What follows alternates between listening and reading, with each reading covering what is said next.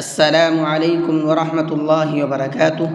امید ہے کہ سبھی ساتھی خیر و عافیت کے ساتھ میں ہوں گے، اور دعا ہے کہ اللہ تبارک و تعالی سبھی کو خیر و عافیت کے ساتھ میں رکھے۔ آج کے سبق کے اندر ہم پڑھیں گے سورہ بقرہ پارہ نمبر 2 اور آیت نمبر 226۔ اس سبق کے اندر جو تجویدی پوائنٹ ہیں، جو تجویدی قاعدے ہیں، ان کو سمجھیں گے، اور جو عام طور پر لوگوں سے غلطی ہوتی ہے اس سے بچنے کی کوشش کریں گے۔ تو چلیے سبق کو شروع کرتے ہیں۔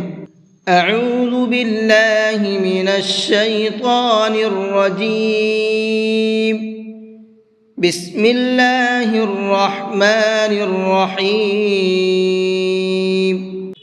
للذین یؤلون من نسائہم تربص 4 اشہر۔ للذین، اس لفظ کو پھر دھیان سے سنیے گا۔ للذین یؤلون، یہاں پر حمزہ ساکن ہے، اور حمزہ ساکن کو جھٹکے کے ساتھ میں پڑھا جاتا ہے، اس لیے اس کو جھٹکے کے ساتھ میں پڑھیں گے۔ یؤلون من نسائہم۔ اس لفظ کے اندر 2 قاعدے ہیں جن کو ہمیں سمجھنا ہے۔ پہلا ہے من، نون ساکن کے بعد میں نون ہے، اور تجوید کا قاعدہ یہ ہے کہ اگر نون ساکن کے بعد میں نون آتا ہے تو وہاں پر غنہ کر کے پڑھتے ہیں من۔ یہ جو میں ناک میں آواز کو روک رہا ہوں اس کو غنہ کہتے ہیں۔ اور دوسرا قاعدہ ہے، یہاں پر یہ بڑا مد ہے، اس کو 4 سے 5 الف کے برابر کھینچ کر کے پڑھتے ہیں۔ اس لفظ کو اس طرح سے پڑھیں گے، من نسائہم تربص۔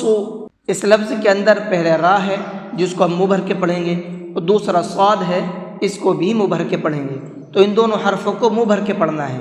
تربص 4، اس لفظ کے اندر را ہے جس کو منہ بھر کے پڑھیں گے، اور عین کو حلق سے نکال کر کے پڑھیں گے۔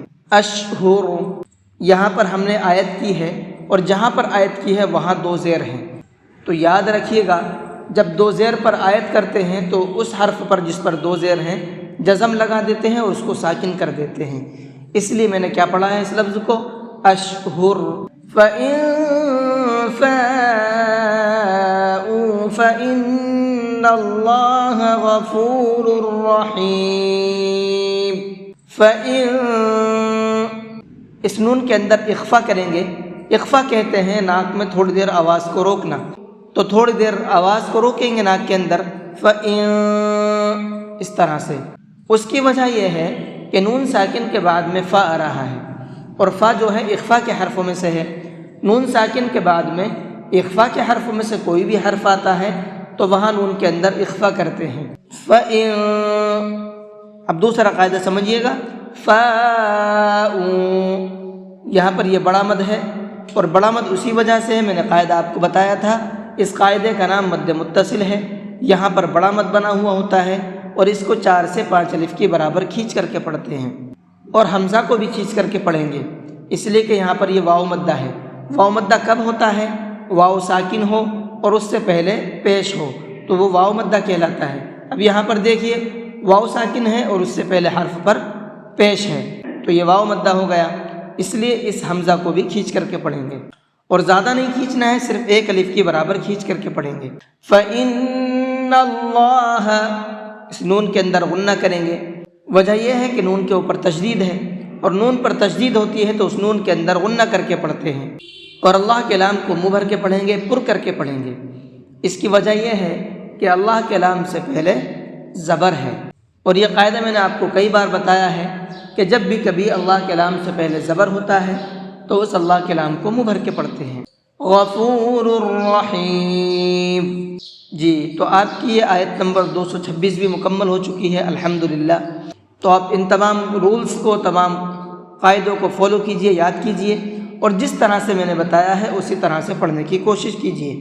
اور پھر پڑھنا کیسے ہے، آئیے ایک بار پڑھ کر کے بھی آپ کو میں سنا دیتا ہوں۔ للذین یؤلون من نسائہم تربص 4 اشہر فَإِن فَاءُوا فَإِنَّ اللَّهَ غَفُورٌ رَحِيمٌ۔ جی آج کے سبق کو یہیں پر ختم کرتے ہیں۔ السلام علیکم ورحمۃ اللہ وبرکاتہ۔